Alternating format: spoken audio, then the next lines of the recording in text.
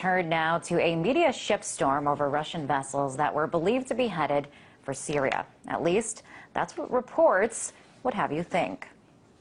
The U.S. is tracking this Russian military cargo ship as it makes its way to Syria, carrying weapons, ammunition, and troops.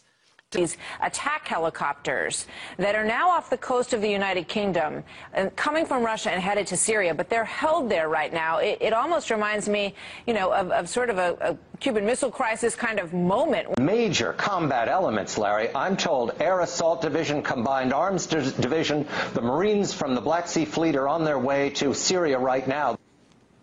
But Russia's defense ministry has refuted reports that any of its landing crafts are heading to Syria. This, as media coverage claimed a ship allegedly carrying helicopters to the conflict-torn country was stopped off the coast of Scotland. Republican presidential candidate Ron Paul, who has consistently condemned military intervention overseas, has dubbed such attacks and accusations as war propaganda. Here he is talking about it on the House floor today.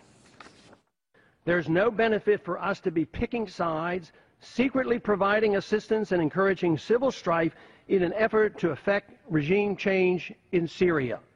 Falsely charging the Russians with supplying military helicopters to Assad is an unnecessary provocation. Falsely blaming the Assad government for a so-called massacre perpetrated by a violent warring faction, rebel faction, is nothing more than war propaganda. Well, for more on this, RT's Alexei Yaroshevsky has the details.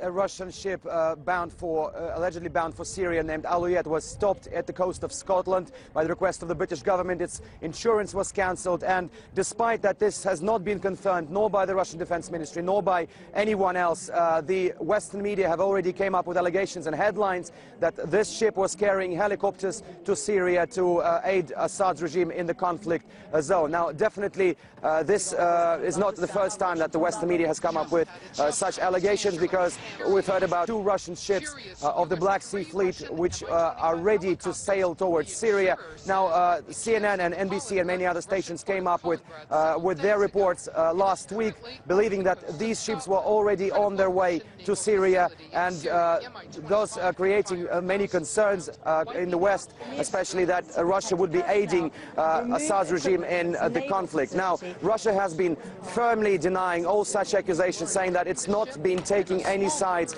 and that the fact that those 2 ships will be probably sailing to Syria, it's only to protect the Russian base in the town of Tartus, one of the only Russian bases remaining in that region, which has a very serious strategic importance for Moscow. The Western media, again, especially in the US, made a huge story out of it that Russia is supplying Assad's regime with weaponry, but it's, as I've said, not the first time. We just heard another story that some media reported that a military exercise involving Iran, Syria, China will be held somewhere in Syria in the next couple of weeks. These reports were also turned into mass hysteria by the media, saying that Russia is playing a dangerous game in the Syrian backyard. But this also has already been denounced by the Russian Defense Ministry, which said that no such games are possible in a conflict zone, which Syria certainly is at the moment. So this is definitely an all-out information war, not something we are completely not used to. We just have to wait and see what other stories and what other sensations will the Western media produce. As I've said, Russia has been denying any involvement in supplying Assad's regime with weaponry, and firmly stands on its position that it's not taking any sides and that it's not doing anything wrong from the international point of view. That was RT correspondent Alexei Yaroshevsky.